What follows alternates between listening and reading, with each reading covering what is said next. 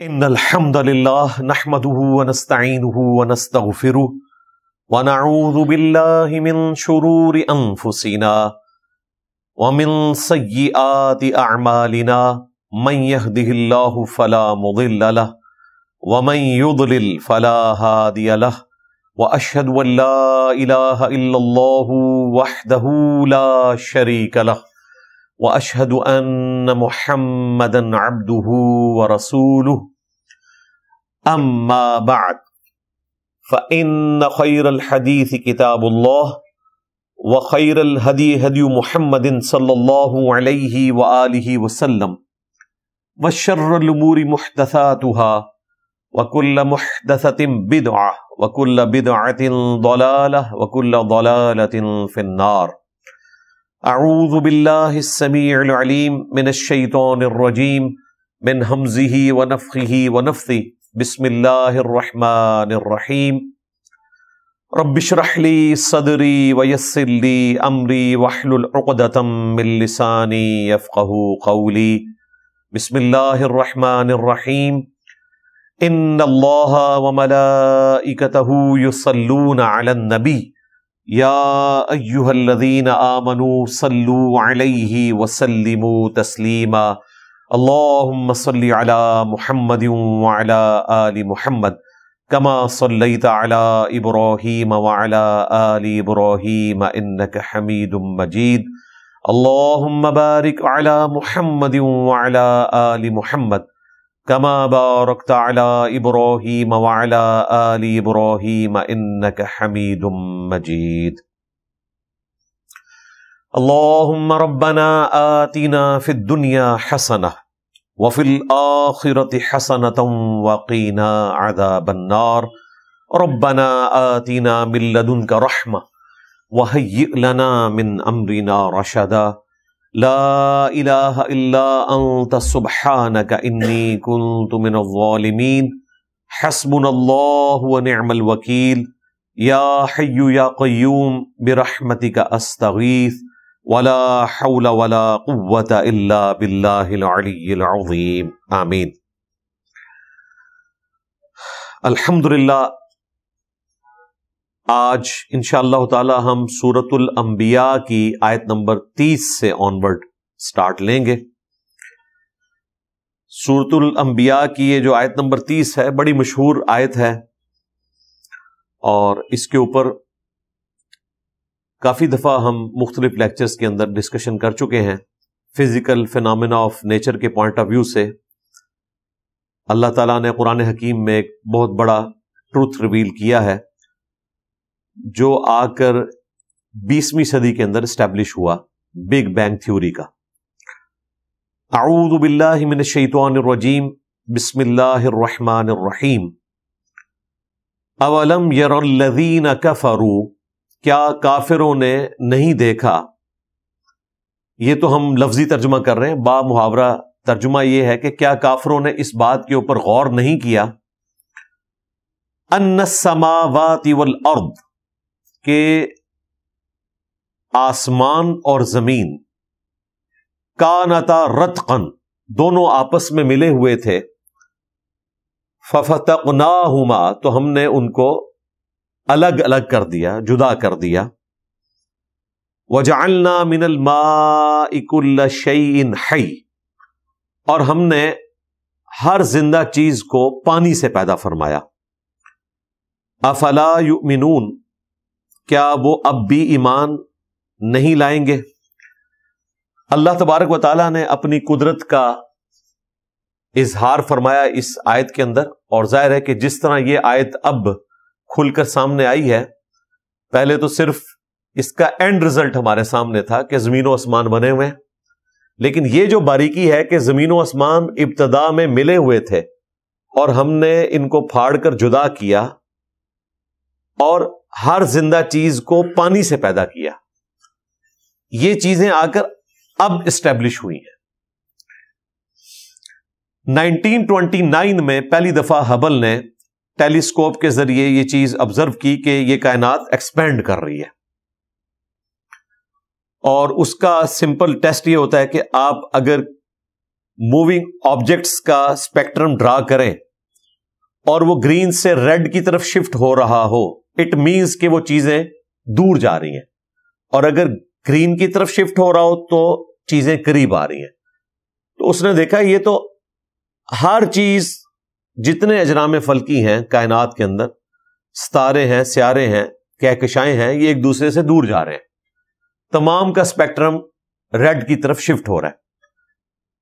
तो उसको ये आइडिया क्लिक किया कि इसका मतलब है कि ये कायनात किसी ऐसे नुक्ते से स्टार्ट हुई है जो एक सिंगल पॉइंट था, वहां से ये चीज फैली है और इतनी बड़ी कायनात वजूद में आई।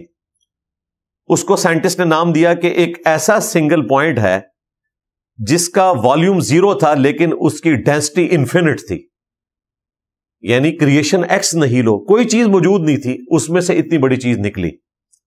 और आज तो हमें साइंटिस्ट बता रहे हैं, एस्ट्रोनॉमी की फील्ड के लोग, कि इस कायनात की चौड़ाई जो अब तक दरियाफ्त हुई है वो ऑलमोस्ट 63 बिलियन लाइट ईयर्स है,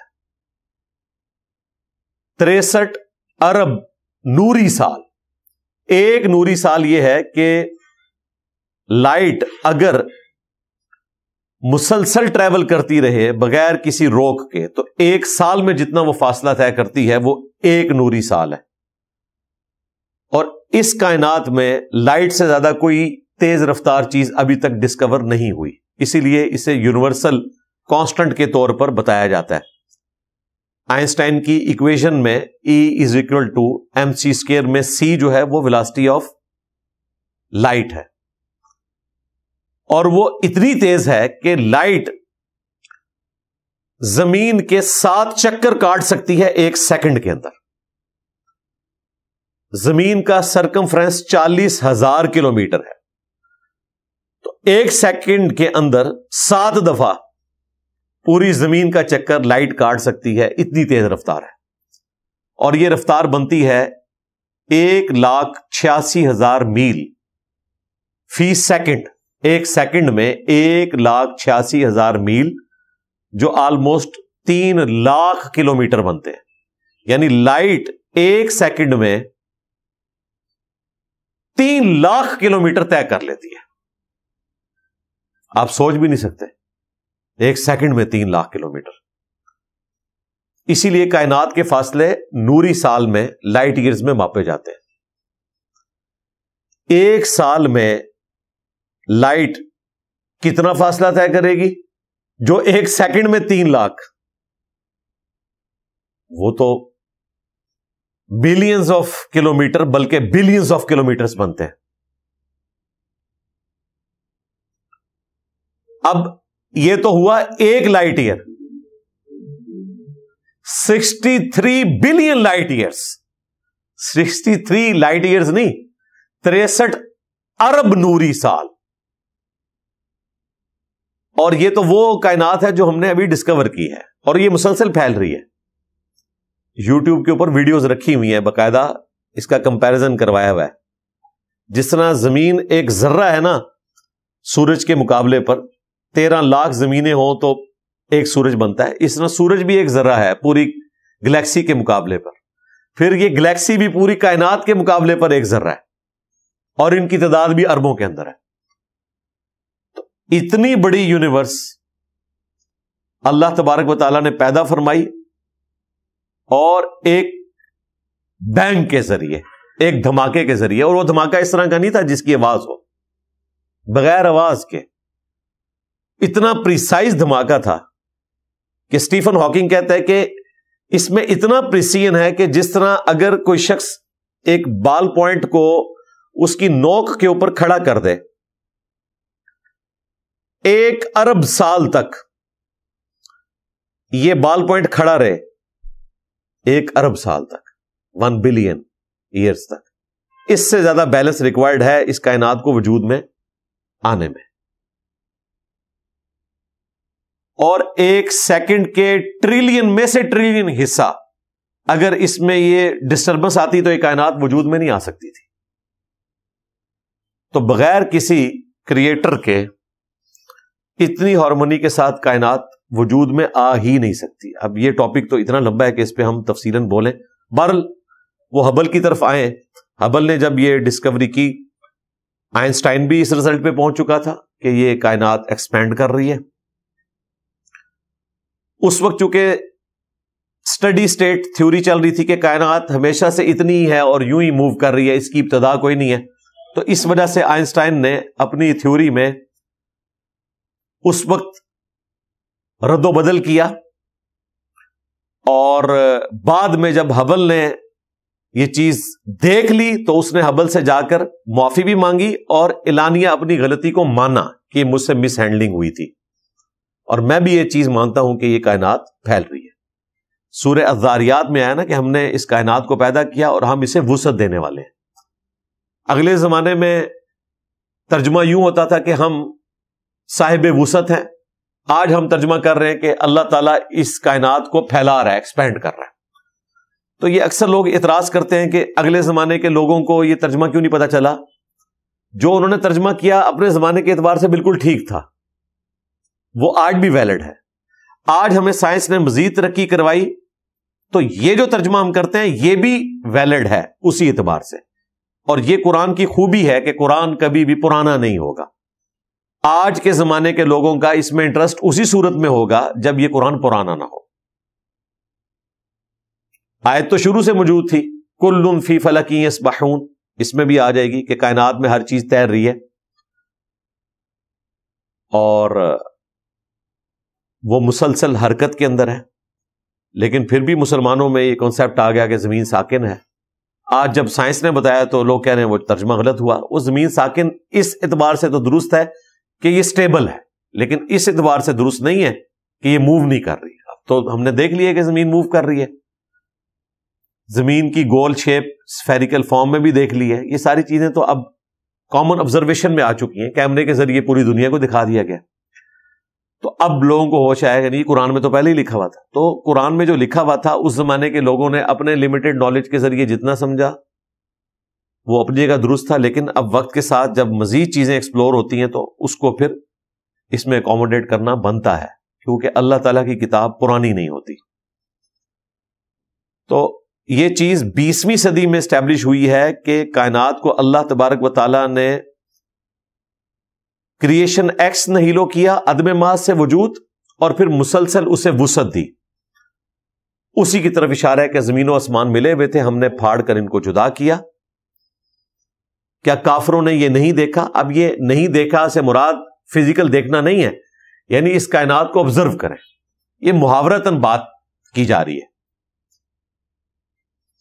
اس طرح ہم اردو لنگوسٹک میں بھی کئی ایک باتیں کرتے ہیں جو محاورتاً بات ہو رہی ہوتی ہیں. اس کا قطعاً یہ مقصد نہیں ہوتا کہ وہ فزیکل ایکسپیرینس کی بات ہو رہی ہے.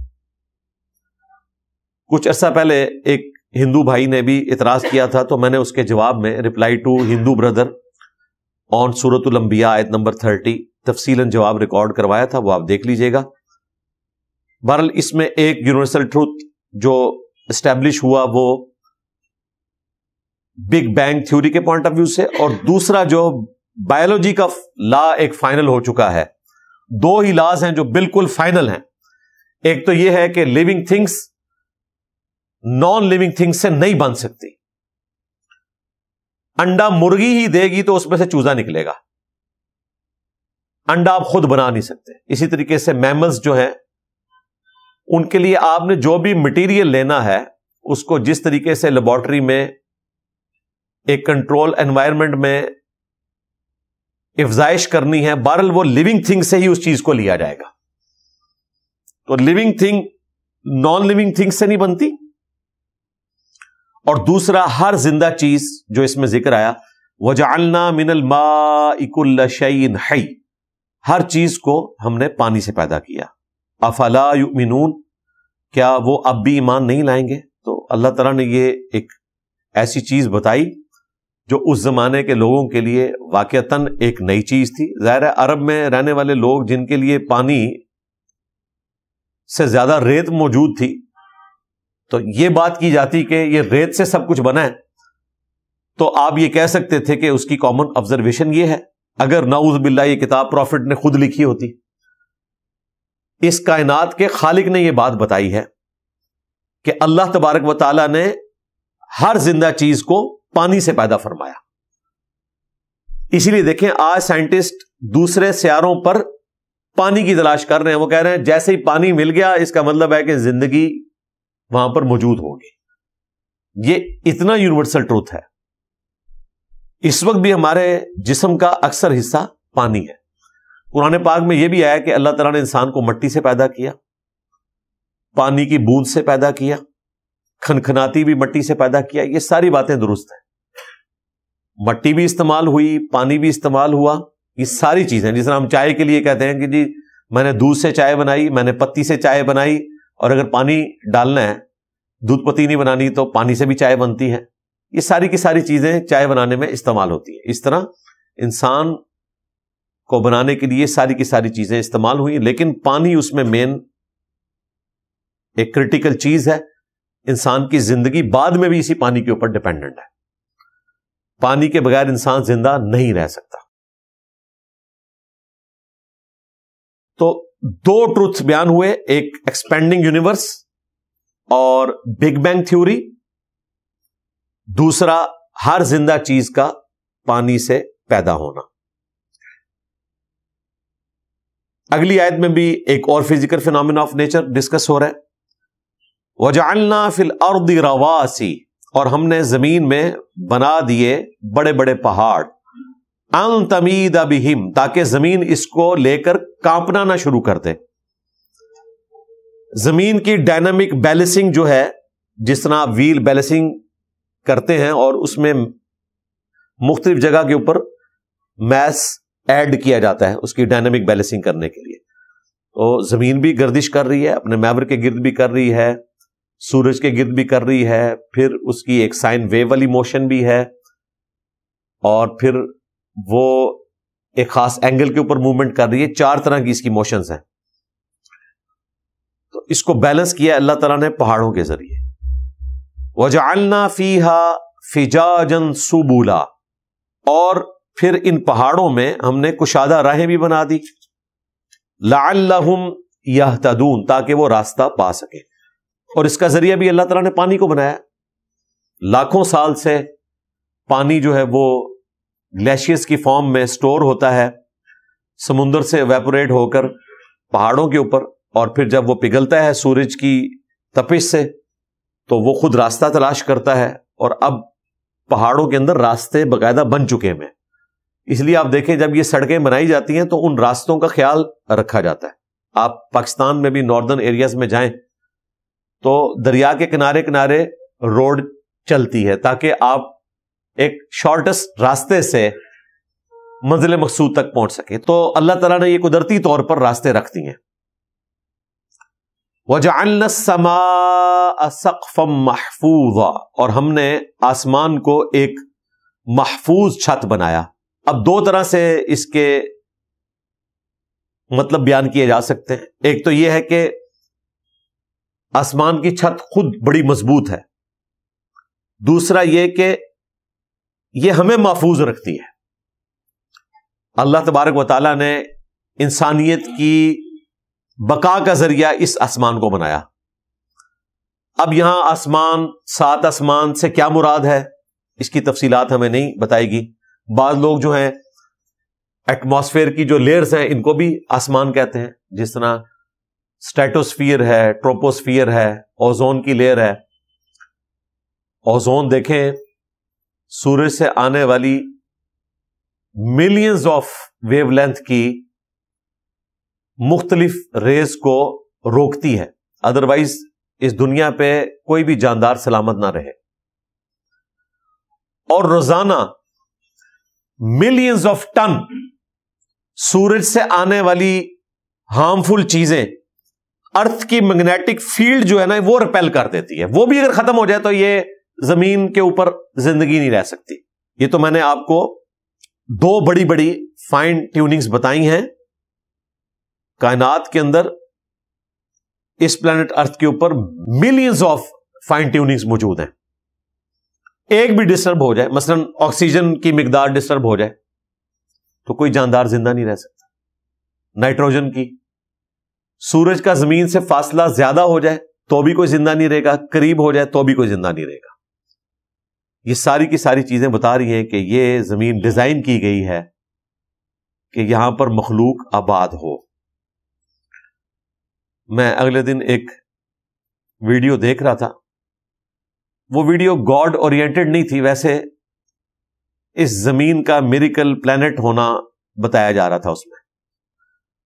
تو ایک گورے نے بڑے اچھے نیچے کامنٹس کیے ہوئے تھے کہ یہ زمین جو ہے یہ اس کائنات کے اندر ایک لائف بوٹ ہے، جس طرح پیسیفک یا اٹلانٹک میں کسی کے پاس لائف بوٹ ہو نا، پوری زندگی اس کے اوپر ڈیپینڈنٹ ہے، ورنہ وہ سمندر میں غرق ہو جائے گا۔ یہ زمین اپنی مخلوقات سمیت غرق ہو جاتی، لیکن اللہ نے اس کو ڈیزائن ایسا کیا ہے کہ یہ اتنی مخلوقات کے لیے اس پوری کائنات کے اندر ایک ذرے سے بھی کم حصہ رکھتی ہے، لائف بوٹ ہے، زندگی اس کی وجہ سے قائم ہے، اور اللہ نے اس کو اس طرح ڈیزائن کیا ہے۔ Earth is a miracle planet in this universe. تو ہم نے آسمان کو محفوظ بنایا، ابھی تو کئی چیزیں اور پتہ چل رہی ہیں، یہ الیکٹرو میگنیٹک ویوز جو ہیں جن کے اوپر پورا یہ آپ کا نظام چل رہا ہے، موبائل سسٹم کا، سیٹلائٹ کا، پوری دنیا میں کمیونیکیشن، یہ بھی اسی لیے پاسبل ہے کہ یہ ریس جو ہے وہ ایک خاص ہائٹ پہ جا کے ان لیئرز سے ٹکرا کے جو زمین کے گرد ہے ایٹماسفیئر کی، تو واپس آتی ہیں۔ اگر یہ واپس نہ آئیں تو جو سگنل یہاں سے گئے ہیں وہ کائنات میں گم ہو جائیں۔ تو اس کو ڈیزائن کیا گیا ہے کہ یہاں پہ الیکٹرو میگنیٹک ویوز جو ہیں وہ ٹریول بھی کر سکیں، ادروائز یہ سارا نظام نہ ہو سکتا۔ وَهُمْ عَنْ آيَاتِهَا مُعْرِضُونَ، اور یہ لوگ اللہ تعالیٰ کی ان نشانیوں سے روگردانی کیے ہوئے ہیں۔ وَهُوَ الَّذِي خَلَقَ اللَّيْلَ وَالنَّهَارَ، اور وہی ہے جس نے پیدا فرمایا رات کو اور دن کو، وَالشَّمْسَ وَالْقَمَرَ، اور سورج کو اور چاند کو، کل فی فلک یسبحون، یہ سب کے سب اپنے مدار میں تیر رہے ہیں۔ اور تیرنے والی چیز جب وہ گول ہو پانی میں تو وہ موو بھی کرتی ہے اور اپنے ایکسس کے گرد روٹیٹ بھی کرتی ہے، دونوں موشنز اس میں ہوتی ہیں۔ اور یہی کائنات میں ہر چیز کے اندر یہ موشنز موجود ہیں، اپنے محور کے گرد بھی گھومنا، خواہ وہ چاند ہو، سورج ہو، زمین ہو، اور پھر کسی دوسری چیز کے گرد بھی ریوالو کرنا۔ اپنے ایکسس کے گرد جو چیز موو کرتی ہے ہم اسے کہتے ہیں یہ روٹیٹ کر رہی ہے اباؤٹ اٹس اون ایکسس، اور کسی اور چیز کے گرد جو گھوم رہی ہوتی ہے ہم کہتے ہیں ریوالو کر رہی ہے، جس طرح زمین اپنے ایکسس کے گرد روٹیٹ کرتی ہے اور سورج کے گرد ریوالو کرتی ہے، سورج بھی اسی طریقے سے اپنے ایکسس کے گرد روٹیٹ کرتا ہے، اور اسی طریقے سے کسی اور سٹار کے گرد وہ ریوالو کر رہا ہے، پھر پوری کہکشاں بھی، کئی ایک موشنز ہیں یہ۔ تو اللہ تعالیٰ ہی نے پیدا فرمایا رات کو اور دن کو، سورج کو اور چاند کو، اور ہر ایک اپنے اپنے مدار میں تیر رہا ہے۔ رات اور دن کا آنا جانا یہ خود اللہ تعالیٰ کی قدرت کی بہت بڑی نشانی ہے، اور یہ اسی روٹیشن کے اوپر ڈیپینڈنٹ ہے۔ اگر یہ روٹیشن نہ ہو تو رات دن اس طریقے سے نہیں آئیں گے۔ ایون یہ جو 23.5 کا اینگل ہے زمین کا، یہ نہ ہو تو زمین پہ موسم بھی نہیں تبدیل ہوں گے، جہاں پہ ٹھنڈ ہے ٹھنڈ ہی رہے گی، جہاں پہ گرمی ہے گرمی رہے گی۔ یہ چھوٹا سا اینگل دے کر اتنے موسم اللہ تعالیٰ نے پیدا فرما دیا۔ تو رات اور دن کی پیدائش، سورج اور چاند کی، یہ اللہ تعالیٰ کی قدرت کی نشانی ہے، اسی نے پیدا فرمایا، اور ہر چیز اپنے مدار میں تیر رہی۔ وَمَا جَعَلْنَا لِبَشَرٍ مِّن قَبْلِكَ الْخُلْدَ، اور اے محبوب صلی اللہ علیہ وآلہ وسلم، ہم نے آپ سے پہلے بھی کسی انسان کے لیے ہمیشہ رہنا مقرر نہیں کیا تھا اس دنیا میں۔ اللہ اکبر۔ أَفَإِن مِتَّ، کیا اگر آپ مر جائیں یا وفات پا جائیں یا وصال فرما جائیں یا انتقال فرما جائیں، فَهُمُ الْخَالِدُونَ، تو یہ جو آپ کے مخالفین ہیں کیا یہ ہمیشہ رہیں گے جو آپ کو تانا دیتے ہیں؟ انہوں نے بھی دنیا سے چلے جانا ہے۔ یہ مبارک آیت سورۃ الانبیاء کی آیت نمبر 34، یہ آیت بھی سیدنا ابوبکر نے نبی علیہ السلام کی وفات کے موقع پر تلاوت کی۔ بخاری میں صرف 2 آیتوں کا ذکر ہے، وما محمد الا رسول قد خلت من قبلہ الرسل، محمد تو نہیں تھے مگر ایک رسول، ان سے پہلے بھی اور رسول گزرے۔ افئن مات او قتل، کیا اگر یہ مر جائیں یا قتل کر دیے جائیں یا وصال فرما جائیں یا شہید کر دیے جائیں تو کیا تم اپنے دین سے الٹے قدم پھر جاؤ گے؟ غزوہ احد کے موقع پر جب نبی الاسلام کی شہادت کی خبر افواہ کے طور پر پھیل گئی تو اللہ تعالیٰ نے یہ آیات نازل کی، اور استعمال کہاں ہوئی؟ آپ کی وفات کے موقع پر، جب صحابہ کرام کو یہ یقین نہیں آ رہا تھا کہ نبی الاسلام رومنز اور پرشینز کو شکست دیے بغیر دنیا سے کیسے چلے گئے۔ سیدنا عمر نے بھی تلوار اٹھا لی، بخاری میں آتا ہے کہ میں اس کا گلا کاٹ دوں گا جو یہ کہے گا کہ نبی الاسلام دنیا سے تشریف لے جا چکے ہیں۔ تو اس وقت سیدنا ابوبکر صدیق رضی اللہ تعالیٰ عنہ ممبر پہ چڑھے اور حمد و صلات کے بعد انہوں نے پہلے اپنی طرف سے ایک جملہ بولا،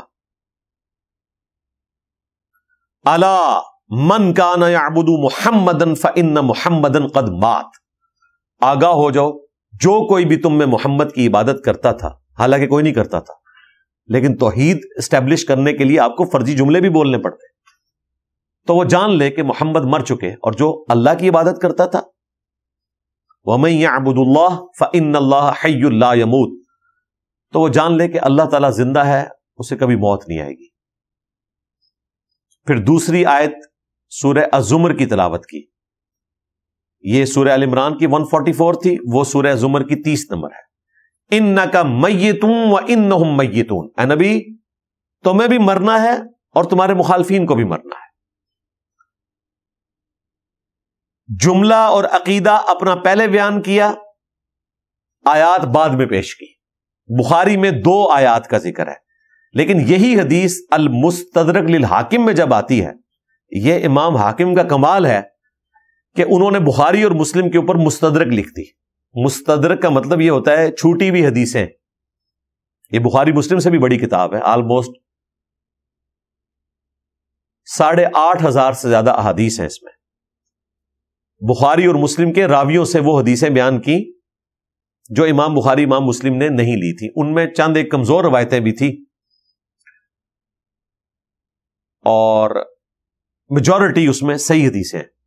یہ صحیح حدیث ہے کہ اسی موقع پر سیدنا ابوبکر صدیق رضی اللہ تعالیٰ عنہ نے حاکم والی حدیث میں آتا ہے کہ یہ آیت بھی پڑھی، وَمَا جَعَلْنَا لِبَشَرٍ مِّن قَبْلِكَ الْخُلْدَ، اور ہم نے کسی انسان کے لیے اے نبی آپ سے پہلے ہمیشہ رہنا مقدر نہیں کیا تھا۔ أَفَإِن مِتَّ، تو کیا اگر آپ فوت ہو جائیں، مر جائیں، فَهُمُ الْخَالِدُونَ، تو یہ آپ کے مخالفین کیا ہمیشہ کے لیے رہیں گے؟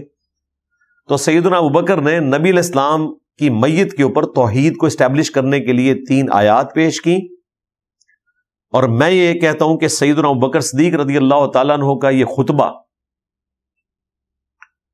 نبی صلی اللہ علیہ وآلہ وسلم کی دنیا میں توحید اسٹیبلش کرنے کے اعتبار سے کامیابی کا اعلان ہے کہ نبی الاسلام کی میت کے اوپر آپ کے لیے تعریفی کلمات بیان نہیں ہو رہے بلکہ توحید اسٹیبلش ہو رہی ہے، تاکہ رسول اللہ کو کوئی عیسیٰ ابن مریم کی طرح ڈیوینٹی میں کلیم نہ کر دے، کیونکہ صحابہ کرام نے نبی الاسلام سے سن رکھا تھا، یہ بھی حدیث بخاری میں ہے، دیکھنا میری شان کو اس طرح بلند نہ کرنا جس طرح نصارہ نے عیسیٰ ابن مریم کو شان میں بڑھایا اور ڈیوینٹی میں کلیم کر دیا۔ میں اللہ کا بندہ اور اس کا رسول ہوں، مجھے اللہ کا بندہ اور اس کا رسول ہی کہنا، محمدن عبدہ و رسولہ۔ تو سیدنا ابوبکر نے نبی الاسلام کی تعلیمات کے اوپر عمل کیا اور توحید کو اسٹیبلش کیا۔ اللہ کا شکر ہے کہ یہ ایشو اسی وقت ایڈریس ہو گیا، ورنہ آج کے لوگوں کی جو عقیدت ہے وہ تو بغیر دیکھے ہے نا، جن لوگوں نے نبی علیہ السلام کی صحبت کی تھی، آپ کو دیکھا تھا، ان کی تو عقیدت کا لیول ہی کیا تھا، انہوں نے تو قبر کی مٹی بھی چاٹ جانی تھی، لیکن الحمدللہ ثابت قدم رہے توحید کے اوپر، کوئی شرکی ایکٹیویٹی انہوں نے پرفارم نہیں کی، اور پھر لیڈرشپ ایسی ملی کہ انہوں نے کوئی کسی کے دماغ میں وہم تھا وہ بھی نکال دیا. اب یہ سیدنا ابوبکر کا خطبہ جو ہے، جو بخاری میں آیا اتنی تفصیل کے ساتھ، 4 جگہ پہ تو تفصیل کے ساتھ آیا اور حاکم میں بھی آیا، یہ عقیدہ آج بیان کرنا گستاخی سمجھا جاتا ہے. وہ کہتے ہیں جی آپ نے اگر کہہ دیا کہ جی نبی الاسلام مر گئے تو یہ گستاخی. آپ کہیں کہ پردہ فرمایا، قرآن میں تو نہیں آیا پردہ فرمایا. حجاب کا لفظ آ سکتا تھا، وفات کا لفظ بھی نہیں آیا. وفات بھی عربی میں آتا ہے، وصال بھی عربی کا لفظ ہے. افا امتا، اگر آپ مر جائیں. کچھ عرصہ پہلے ڈاکٹر طاہر القادری صاحب کی ویڈیو آئی کہ جو نبی الاسلام کے لیے یہ الفاظ استعمال کرتے ہیں نا کہ نبی مر گئے تو انہیں مر جانا چاہیے. قرآن میں تو آیا کہ شہید کو مردہ نہ کہو، وہ تو اللہ کے حضور زندہ ہے. وَلَا تَقُولُوا لِمَن يُقْتَلُ فِي سَبِيلِ اللَّهِ أَمْوَاتٌ. تو انبیاء کی تو زندگی اعلیٰ درجے کی ہے، تو ہم انہیں مردہ کیسے کہہ سکتے ہیں؟ بھئی یہ تو بات ہی کچھ اور ہوئی ہے. یہ بات سیدنا ابوبکر کو پتا تھی، اس کے باوجود انہوں نے خود سے کہا من کان یعبد محمدا فإن محمدا قد مات. جو محمد کی عبادت کرتا تھا جان لے محمد مر چکے. اس وقت صحابہ کرام نے کیوں نہیں کہا ڈاکٹر طاہر القادری صاحب کی طرح کہ شہید زندہ ہے، آپ کہہ رہے ہیں محمد صلی اللہ علیہ وآلہ وسلم مر گئے تو آپ کو مر جانا چاہیے. ڈاکٹر طاہر القادری نے کہا جو کہ نا نبی الاسلام مر چکے اسے مر جانا چاہیے. شہید کو اللہ تعالیٰ نے زندہ کہا تو بتا دیا کہ اللہ کے حضور وہ زندہ ہے، دنیا سے مر چکا. اسی لیے اس کی بیوہ عدت گزارنے کے بعد نکاح بھی کر لیتی ہے، ورنہ زندہ بندے کی عورت تو نکاح نہیں کرتی. رہا نبی الاسلام کی بیویاں جو نکاح نہیں کرتی وہ معاملہ ڈیفرنٹ ہے. اس کا تعلق نبی الاسلام کی آخرت کی زندگی کے ساتھ نہیں ہے. اس کا تعلق یہ ہے کہ نبی الاسلام کی بیویاں امت کی مائیں ہیں. النبی اولا بالمؤمنین من انفسہم وازواجہ امہاتہم. نبی کی بیویاں امت کی مائیں ہیں اور نبی الاسلام امت پہ ان سے بڑھ کر حق رکھتے ہیں جو لوگوں کا اپنی جانوں پر حق ہے، اس سے زیادہ حق رکھتے ہیں. تو اس وجہ سے نبی کی بیوی کے ساتھ نکاح کرنا حرام ہے. اور اس مسئلے کو اللہ تعالیٰ نے احادیث پہ نہیں چھوڑا، سورۃ الاحزاب میں بیان کیا کہ اللہ کے نزدیک یہ بہت بڑا جرم ہے کہ تم رسول اللہ کی وفات کے بعد ان کی بیوی سے نکاح کرو. اس کو حرام کر دیا. اب وہ امت کی مائیں ہیں لیکن محرم والا معاملہ اس طرح کا نہیں ہے جو حقیقی رشتے میں ہوتا ہے، پردے میں رہیں گی. انہوں نے پوری زندگی پردہ کیا باوجود اس کے کہ وہ ماں تھی. نبی الاسلام کی آئلی زندگی سے متعلق جتنی چیزیں ہیں وہ اللہ تعالیٰ نے سورۃ الاحزاب میں کھول کھول کر بیان کر دی. آپ کی ذات سے متعلق سورۃ الاحزاب میں تو لگتا ہے بالکل پرسنل لیول کی چیزیں نبی الاسلام کی ڈسکس ہو رہی ہیں. اس میں یہاں تک آیا کہ نبی الاسلام کو اب ان عورتوں کے بعد مزید شادی کرنے کی اجازت نہیں ہے کیونکہ ان عورتوں نے اپنے آپ کو دنیا اور آخرت میں رسول اللہ کے لیے وقف کیا ہے، امت کی مائیں بن گئی ہیں. تو آپ نے بھی اب ان کو پروٹوکول دینا ہے، نہ ان کو طلاق دینی ہے، اور امت یہ پروٹوکول دے گی کہ یہ ان کی مائیں ہیں. نبی الاسلام کے بعد ان سے کوئی شادی بھی نہیں کر سکتا. That's all. تو صحابہ اکرام علیہم رضوان کو یہ سارے معاملات کلیئر تھے. کسی نے سیدنا ابوبکر سے نہیں کہا کہ آپ یہ کیوں کہہ رہے ہیں کہ وہ مر چکے، وہ تو آخرت کی زندگی میں زندہ ہے. وہ آخرت کی زندگی میں دنیا سے وفات پا گئے. بخاری میں جو حدیث ہے نبی الاسلام کی وفات کی جو گھڑیاں ہیں ان میں ایک چیز سیدہ عائشہ نے رپورٹ کی کہ عبد الرحمن بن ابی بکر نبی الاسلام کی عیادت کے لیے آئے. یہ سیدہ عائشہ کے بھائی تھے اور سگے بھائی تھے. جس طرح ہمارے کلچر میں سگا بھائی بولا جاتا ہے، ویسے تو باپ ایک ہو تو سگا بھائی ہو جاتا ہے. ان کی ماں بھی سیدہ عائشہ کے ساتھ کامن تھی، عبد الرحمن بن ابی بکر. نبی الاسلام نے ان کے ہاتھوں میں مسواک دیکھی تو اشارہ کیا، سیدہ عائشہ سمجھ گئی تو مسواک دی. نبی الاسلام نے اسے چبا کے دانت صاف کرنے کی کوشش کی امت کی تعلیم کی خاطر، تو وہ چبائی نہیں جا رہی تھی.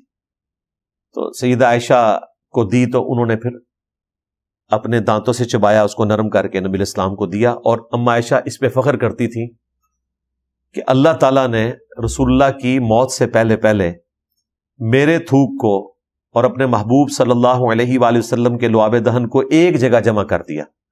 پہلے نبی علیہ السلام نے منہ میں ڈالا، پھر سیدہ عائشہ کو دیا تو حضور کا تھوک مبارک، لعاب دہن مبارک سیدہ عائشہ کے منہ میں آیا، پھر سیدہ عائشہ نے چبا کے دیا تو ان کا تھوک نبی علیہ السلام کے دہن اقدس میں گیا. اس میں اینڈ پہ الفاظ ہیں بخاری میں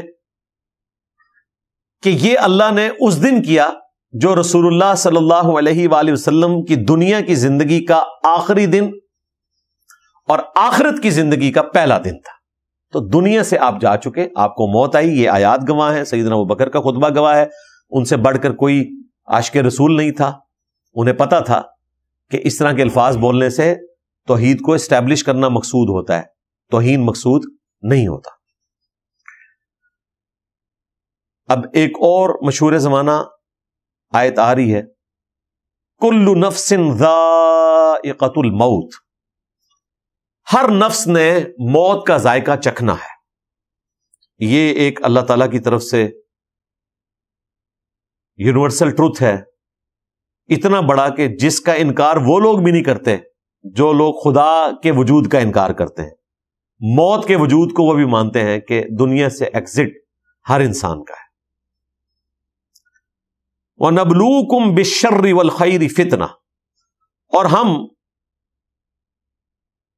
آزماتے ہیں تمہیں شر اور خیر کے ذریعے، یعنی تکلیف دے کر اور آسانی دے کر، دونوں ذریعے سے آزماتے ہیں. اور پھر الٹیمیٹلی انسان اپنے رب کے پاس پہنچ جاتا ہے. وَإِلَيْنَا تُرْجَعُونَ، اور آخر کار تم سب کو ہماری طرف لوٹ کر آنا ہے. یعنی دنیا میں اللہ تعالیٰ نے تکلیف دے کر آزمانا ہے کہ رسپانس کیا کرتا ہے انسان، اِنَّا لِلَّهِ وَإِنَّا إِلَيْهِ رَاجِعُونَ، یہ ہے رسپانس. اور خوشی دے کر بھی آزماتا ہے کہ اللہ کا شکر ادا کیا جائے. آپ دیکھیں ہم عید کے موقع پر خوشی کا اظہار بھی نماز پڑھ کر کرتے ہیں، اور کسی میت کے موقع پر بھی جنازہ پڑھ کر اللہ کے حضور نماز کی حالت میں جا کر دعا کر کے اپنے غم کا اظہار کرتے ہیں. دونوں صورتوں میں مسلمان گاڈ اورینٹڈ ہوتا ہے. تو ہر جان نے موت کا مزہ چکھنا ہے. یہ جو شر اور خیر ہے یہ آزمانے کے لیے ہے، اور پھر تمہیں لوٹ کر ہمارے پاس آنا ہے. اس میں کتنی تسلی ہے کہ اگر کسی کے پاس خیر آئی ہے تو وہ اس پہ شیخی نہ بگاڑے، الٹیمیٹلی یہ بھی ختم ہو جانی ہے موت کے ساتھ. اور اگر کسی کو تکلیف آئی ہے تو اس پہ ٹینشن نہ لے، یہ تکلیف بھی اس دن تو ختم ہو جانی ہے جس دن انسان کو موت آنی ہے. وہ تکلیف کا آخری دن ہونا ہے، یہ تو ہو جانا ہے. پھر سورۃ الحدید میں اللہ تعالیٰ نے فرمایا کہ اللہ تعالیٰ جو بھی کوئی تکلیف بھیجتا ہے اس پلانٹ ارتھ پہ، زلزلے کی شکل میں ہو، وبائی امراض کی شکل میں ہو، طوفان کی شکل میں ہو، سیلاب کی شکل میں، یا تمہاری جانوں پہ کوئی تکلیف آتی ہے روحانی امراض کی شکل میں، جسمانی امراض کی شکل میں، کسی بیماری کی شکل میں، اللہ تعالیٰ نے ان تمام تکلیف کو بھیجنے سے پہلے ہی لوح محفوظ پہ اپنے پاس لکھ لیا ہے. اور یہ اللہ کے لیے آسان ہے تاکہ تم کف افسوس نہ ملو اس چیز پر جو تم سے جاتی رہے، اور اس پہ شیخی نہ بگاڑو جو اللہ تعالیٰ نے تمہیں دیا ہے. اللہ کا شکر ادا کرو. اللہ تعالیٰ کو شیخی بگاڑنے والے، اترانے والے پسند نہیں ہیں. تو یہ اللہ تعالیٰ کی طرف سے شر اور خیر کا معاملہ رہتا ہے. وَإِذَا رَآكَ الَّذِينَ كَفَرُوا، اور جب دیکھتے ہیں یہ کافر لوگ آپ کو، إِن يَتَّخِذُونَكَ إِلَّا هُزُوًا، تو وہ بس آپ کے ساتھ ٹھٹا اور مذاق کرنا شروع کر دیتے ہیں. وَلِعَوْذُ بِاللَّهِ تَعَالَى، اور تنزیہ انداز میں کہتے ہیں أَهَذَا الَّذِي يَذْكُرُ آلِهَتَكُمْ، یہ ہے وہ شخص جو تمہارے معبودوں کا ذکر برائی کے ساتھ کرتا ہے. برائی یہ نہیں تھی کہ نبی علیہ السلام کوئی نعوذ باللہ روڈ لینگویج یوز کرتے تھے. برائی یہ ہے کہ یہ بت ہیں, کسی کو کچھ دے ہی نہیں سکتے, اور وہ بھی نبی علیہ السلام اپنی طرف سے نہیں, جو قرآن میں آیات آئی ہیں سورۃ الاعراف کے اندر, باقی جگہوں پر وہ تلاوت کرتے تھے. تو کافر لوگ نبی علیہ السلام کا تمسخر اڑاتے تھے, یہ کہہ کے کہ اچھا یہ ہے وہ شخص جو ہمارے بزرگوں کا, ہمارے معبودوں کا ذکر برائی سے کرتا ہے. اب اللہ تعالیٰ نے اس کا جواب کیا دیا ہے, وَهُمْ بِذِكْرِ الرَّحْمَانِ هُمْ كَافِرُونَ. حالانکہ ان کا اپنا حال یہ ہے کہ یہ خود رحمان کے ذکر سے کفر کرنے والے ہیں, خود انہوں نے اس ذات کا انکار کیا ہوا ہے, اس کے ساتھ شریک ٹھہرا کر. مطلقاً تو انکار نہیں کرتے تھے, بڑا گاڈ اسی کو مانتے تھے اور یہ چھوٹے چھوٹے آلہہ مانتے تھے, لیکن شرک کرنا ایک درجے میں کفر کی کیٹیگری میں بھی فال کرتا ہے کہ آپ نے جب توحید صحیح طریقے سے نہ مانی تو گویا آپ نے انکار ہی کر دیا نا. اور رحمان کے نام سے بھی وہ چڑھتے تھے. تو اللہ تعالیٰ فرما رہا ہے کہ یہ وہ لوگ ہیں جو خود اس رحمان کا انکار کرتے ہیں جس کو یہ خود بڑا الہ مانتے ہیں, اور جو جعلی الہ ہیں ان کی کمزوری ہائی لائٹ کرنے کے اوپر ہمارے نبی کا مذاق اڑا رہے ہیں. یہ تو اس سے بڑا جرم کر رہے ہیں کہ بڑے خدا کو, جس کو یہ بڑا مانتے ہیں, ہمارے نزدیک تو ہے ہی اکیلا خدا, یہ خود کہتے ہیں وہ بڑا ہے, یہ فرشتے اللہ کی بیٹیاں ہیں, یہ چھوٹے چھوٹے آلہہ ان کی ڈیوٹیز لگی ہوئی ہیں, بڑا اوپر supreme God super natural agency وہی ہے. تو اس کا یہ کفر کرتے ہیں, اس کے ساتھ شرک کرتے ہیں. یہ کس منہ سے اس چیز کا تانا ہمارے پیغمبر کو دے سکتے ہیں کہ وہ ہمارے جھوٹے معبودوں کا ذکر برائی سے کرتا ہے, اور برائی سے مراد یہ ہے کہ ان کی کمزوری کو ہائی لائٹ کرتا ہے. خلق الانسان من عجل. اللہ تعالیٰ فرما رہا ہے کہ انسان اپنی انسٹنکٹ میں, جبلت میں, اپنی نیچر میں جلد بازی کرتا ہے. اب وہ جلد بازی کیا ہے؟ نبی علیہ السلام سے معجزہ ڈیمانڈ کرتے تھے, جو میں نے سٹارٹ ہی میں ڈسکس کیا پہلی کلاس کے اندر تفصیل کے ساتھ سورۃ الانبیاء سے ریلیٹڈ, کہ منہ مانگے معجزے وہ ڈیمانڈ کرتے تھے. اور اس کی اللہ نے حکمت بیان کی کہ اگر ہم نے معجزہ دکھایا تو پھر چونکہ اگلے لوگ ایمان نہیں لائے تھے, یہ بھی نہیں لائیں گے, پھر اللہ کا عذاب آ جائے گا. تو انسان کی یہ نیچر ہے کہ وہ جلدی کرتا ہے. سأریکم آیاتی, ان قریب میں تمہیں اپنی نشانیاں دکھاؤں گا. فلا تستعجلون, تو مجھ سے جلدی کا مطالبہ نہ کرو. اللہ تعالیٰ تمہیں اپنی قدرت کی نشانیاں دکھائے گا. پھر غزوہ بدر اور احد میں اللہ تعالیٰ نے ایکسٹراڈنری طریقے سے فرشتوں کے ذریعے مدد کر کے کمزور سے لشکر کو اتنے بڑے لشکر کے اوپر غالب کر کے اپنی قدرت کی نشانی دکھا دی. اللہ کی طرف سے عذاب استحصال بھی آ گیا جس کی وہ ڈیمانڈ کرتے تھے. اسی کا ذکر اگلی آیت میں آ رہا ہے, وَيَقُولُونَ مَتَى هَذَا الْوَعْدُ إِن كُنتُمْ صَادِقِينَ. اور وہ کہتے ہیں کہ کب پورا ہوگا وہ وعدہ قیامت کا جو تم دیتے ہو, اگر تم سچے ہو تو بتاؤ اس کا ٹائم کیا ہے. یہ آیت قرآن پاک میں کئی جگہ آئی ہے اور ہر دفعہ جواب ڈیفرنٹ آیا ہے. بعض جگہ پہ آیا قُلْ إِنَّمَا الْعِلْمُ عِندَ اللَّهِ, اے نبی تم فرما دو کہ اس کا علم جو ہے وہ تو اللہ کے ساتھ خاص ہے. وَإِنَّمَا أَنَا نَذِيرٌ مُبِينٌ, اور میں تو سوائے اس کے کچھ نہیں ہوں کہ میں ڈر سنانے والا ہوں.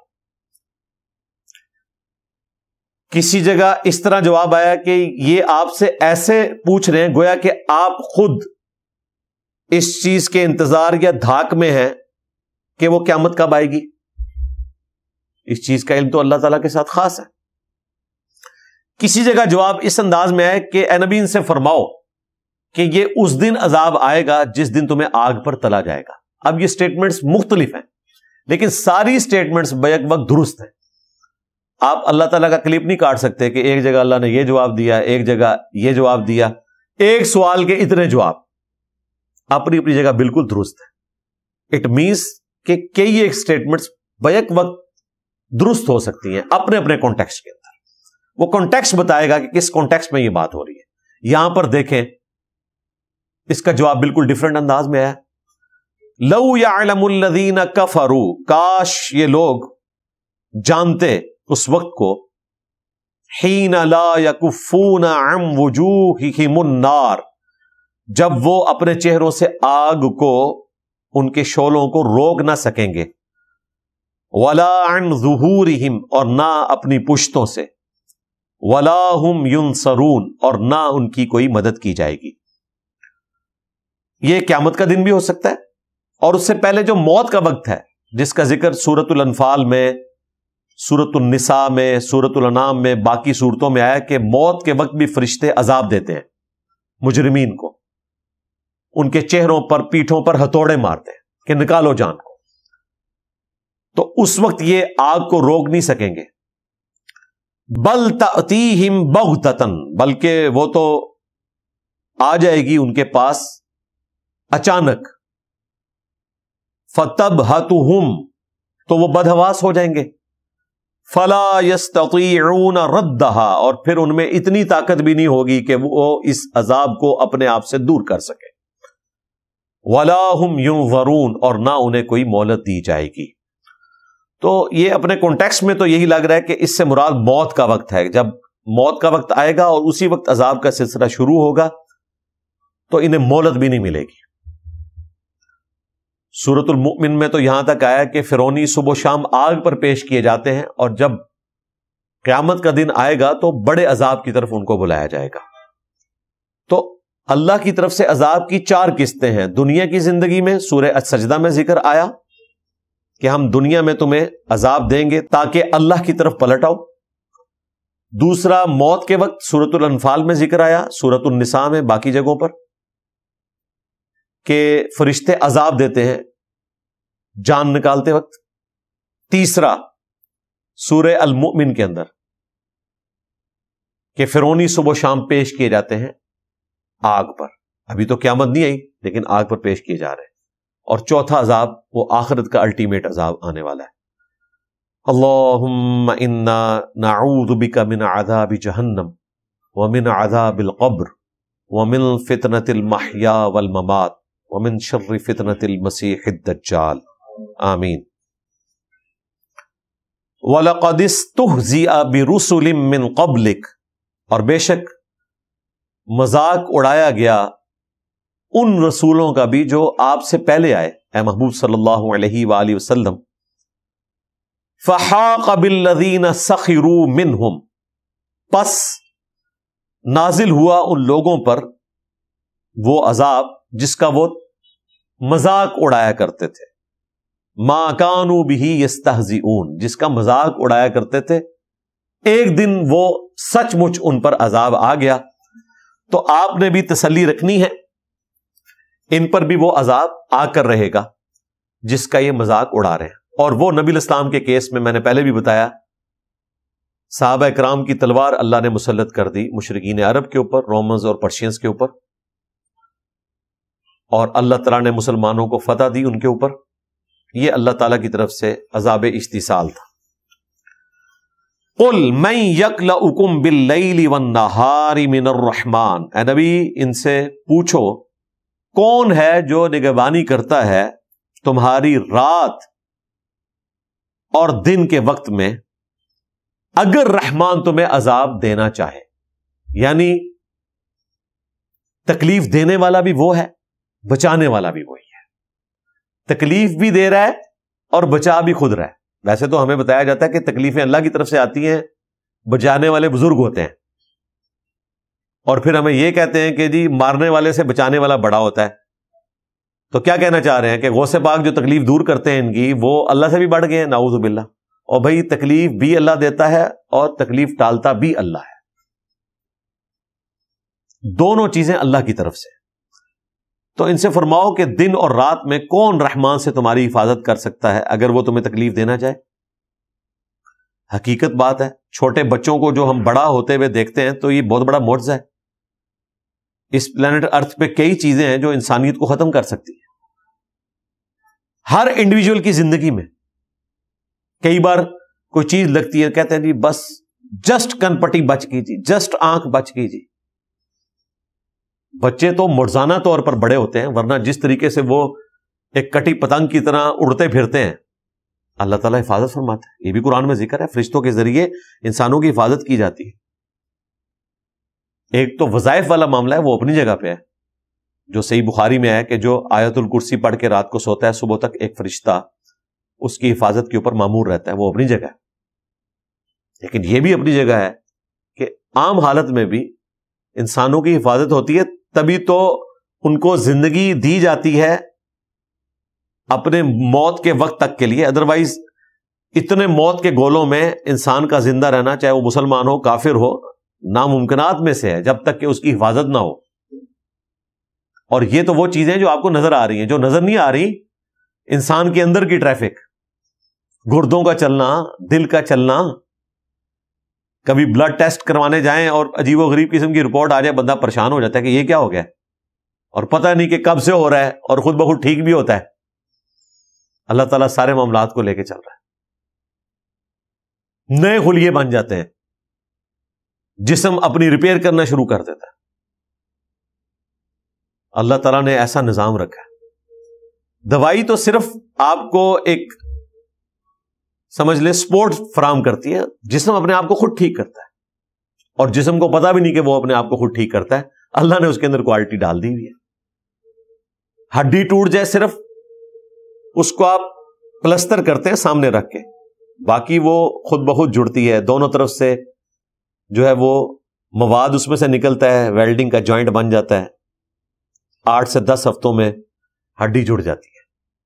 دوائی نہیں جوڑ رہی ہوتی، کیورنگ ہے. ابھی تو میں اگلے دن ایک ویڈیو دیکھ رہا تھا کہ اگر آپ 36 گھنٹے کا روزہ رکھیں تو 16 گھنٹے کے بعد کیا ہوگا، 20 گھنٹے کے بعد کیا ہوگا، 30 گھنٹے کے بعد کیا ہوگا، 36 گھنٹے کے بعد کیا ہوگا. سٹیپ وائز انسان پریشان ہوتا ہے، نئے خلیے بننے شروع ہو جاتے ہیں. جسم اپنے کمزور خلیوں کو مارتا ہے، نئے پیدا کرتا ہے، اور جو ڈیمیج ہیں ان کو ریپیئر کرنا شروع کر دیتا ہے. اسی لیے اب کینسر کا علاج فاسٹنگ کے ذریعے کروایا جاتا ہے. جسم خود ریپیئر کرتا ہے اپنے آپ کو. اللہ نے سسٹم رکھا ہوا ہے. جانوروں کو آپ دیکھیں، جب بیمار ہوتے ہیں کھانا پینا چھوڑ دیتے ہیں. کیوں؟ فاسٹنگ پہ چلے جاتے ہیں. جب فاسٹنگ پہ جاتے ہیں تو جسم کو پتا چل جاتا ہے کہ اچھا اب جو میں نے اتنے سالوں سے چربی جوڑی ہوئی تھی نا جسم میں، کیٹو ڈائٹ کے اوپر شفٹ ہو جاتا ہے انسان یا جاندار. وہ چربی استعمال ہونا شروع ہو جاتی ہے. آپ نے دیکھا وہ 2005 کے زلزلے میں ایک عورت 60 دن تک زندہ رہی تھی، صرف پانی اس تک پہنچتا تھا بغیر کھائے پیے.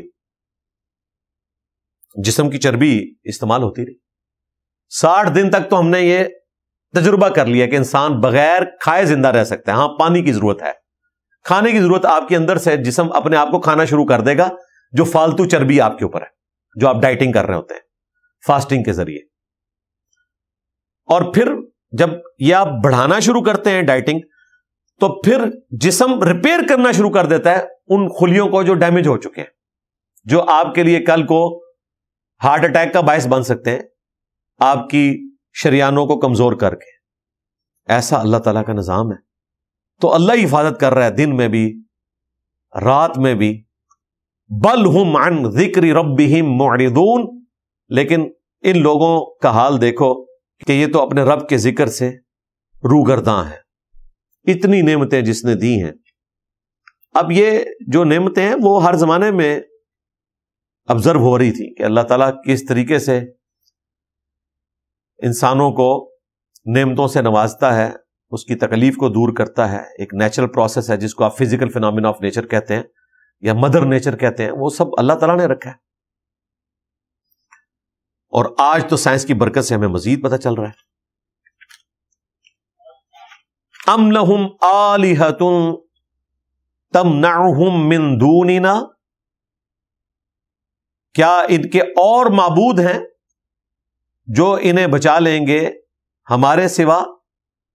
کوئی مقابلے پر آ کر کوئی بچا لے گا؟ لا یستطیعون نصر انفسہم. ان کے جھوٹے معبود تو اپنی حفاظت نہیں کر سکتے. ولا ہم منا یصحبون. اور نہ ہی وہ ہماری طرف سے کوئی ایسی تائید ان کو آئے گی کہ وہ کچھ کر لیں گے. کیونکہ یہ کلیم کرتے تھے نا یہ فرشتے اللہ کی بیٹی ہیں. تو اللہ تعالیٰ کہہ رہا ہے کہ نہ تو کوئی ہمارے اختیار سے وہ کچھ کر سکتے ہیں اور نہ وہ خود کچھ کر سکتے ہیں. جو جھوٹے معبود ہیں وہ تو اپنی مدد نہیں کر سکتے. اپنی مدد کیا ان کی حفاظت کے لیے پہرے دار رکھنے پڑتے تھے. یہ آگے چل کر حضرت ابراہیم علیہ السلام کا بت توڑنے والا واقعہ بھی آ جائے گا.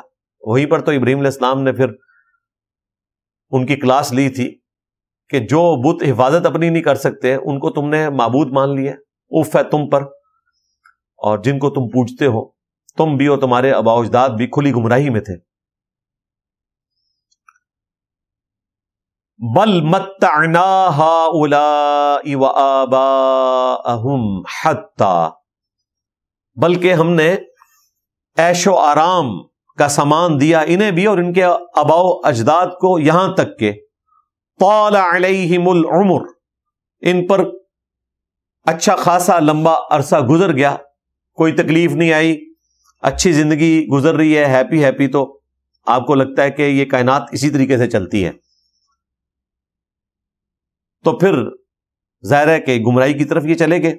افلا یرون, کیا انہوں نے غور نہیں کیا, انا نأتی الارض ننقصها من اطرافها, کہ ہم کس طرح زمین ان کے لیے تنگ کرتے جا رہے ہیں. یعنی مشرکین عرب کے لیے معاملات تنگ ہوتے جا رہے ہیں, مسلمانوں کی تعداد بڑھتی جا رہی ہے, ان کے لیے زمین تنگ ہو رہی ہے. ایک معنی یہ کیا. اور جو آج لیٹسٹ اسکالرس ترجمہ کرتے ہیں وہ کہتے ہیں کہ زمین تنگ ہوتی جا رہی ہے اس اعتبار سے کہ جو سمندر ہیں وہ رائز کر رہے ہیں گلیشیئرز کے پگھلنے سے اور زمین کو کھاتے چلے جا رہے ہیں. کئی ہزار سال کے بعد کراچی شہر بھی صفحہ ہستی سے مٹ چکا ہوگا. جس طریقے سے پانی اوپر چڑھے گا اس طریقے سے انڈیا کے بھی جتنے ساحلی سمندر کے علاقے ہیں, جب یہ گلوبل وارمنگ سے گلیشیئرز پگھلیں گے, ظاہر ہے سمندر بڑھیں گے, تو سمندر تو پوری دنیا میں ایک لیول پہ رہتے ہیں نا, تو زمین کو انہوں نے کھانا ہے. اسی طریقے سے دریا بھی زمین کو کھا جاتے ہیں. تو دونوں معنی اپنی جگہ درست ہیں. تعویل خاص کے اعتبار سے مشرکین عرب کے لیے, نبی الاسلام کے دشمنوں کے لیے زمین تنگ ہو رہی تھی اور اہل ایمان پھیلتے چلے جا رہے تھے. افہم الغالبون, تو کیا وہ غالب آ سکتے ہیں ہماری تقدیر کے مقابلے پر. قل انما انذرکم بالوحی, اے نبی فرمائیے کہ میں تمہیں ڈراتا ہوں صرف اپنی اس وحی کے ذریعے جو اللہ تعالیٰ نے میری طرف بھیجی ہے. یہ میرا کوئی ذاتی خیال نہیں ہے جو میں دھمکیاں دیتا ہوں کہ یہ تمہارے ساتھ ہو جائے گا, یہ اللہ نے وحی کے ذریعے مجھے بتایا. وَلَا يَسْمَعُ الصُّمُّ الدُّعَاءَ, اور نہیں سنا کرتے بہرے لوگ کسی پکار کو, اِذَا مَا يُنذَرُونَ, جب انہیں اللہ تعالیٰ کے عذاب سے ڈرایا جائے. گویا کہ یہ بہرے ہیں, ویسے کام تو ان کے تھے لیکن سنی انسنی کرتے ہیں. جو اس صورت کے آغاز میں آیا کہ یہ اللہ کی آیات کو بھی سنتے ہیں تو کھیل کود میں پڑے ہوئے, سیریس نہیں لیتے, جبکہ جو گاڈ کے ماننے والے ہیں وہ اللہ تعالیٰ کی آیات کو سیریس لیتے ہیں. جو سورۃ الفرقان میں آیا کہ اندھے اور بہرے ہو کر آیات پر نہیں گرتے, غور و تفکر کرتے ہیں. اسی پہ آج کے درس کو کنکلوڈ کرتے ہیں انشاءاللہ تعالی. اگلی کلاس میں ہم آیت نمبر 46 سے سٹارٹ لیں گے. اب انبیاء کرام علیہم السلام کا ذکر خیر بھی بس قریب ہے, پھر پوری کنکلوژن مختلف انبیاء کے ذکر خیر کے اوپر ہوگی. اور جس طریقے سے انبیاء کرام کا ذکر آیا کہ وہ اپنے رب کے لیے کیا کمٹمنٹ شو کرتے تھے اور توحید ان کی کس لیول کی تھی, وہ انشاءاللہ تعالی میں ساتھ ساتھ ڈسکس کروں گا. اللہ تعالیٰ سے دعا ہے جو حق بات میں نے کہی اللہ تعالیٰ ہمارے دلوں میں راسخ فرمائے. اگر جذبات میں میرے منہ سے کوئی غلط بات نکل گئی تو اللہ تعالیٰ ہمارے دلوں سے اسے دھو ڈالے اور ہمیں معاف بھی فرما دے. ہمیں کتاب و سنت کی تعلیمات پر عمل کر کے دوسرے بھائیوں تک پہنچانے کی توفیق عطا فرمائے. سبحانک اللہم و بحمدک, اشہد ان لا الہ الا انت, استغفرک و اتوب الیک, وما علینا الا البلاغ المبین. جزاکم اللہ خیرا. آمین.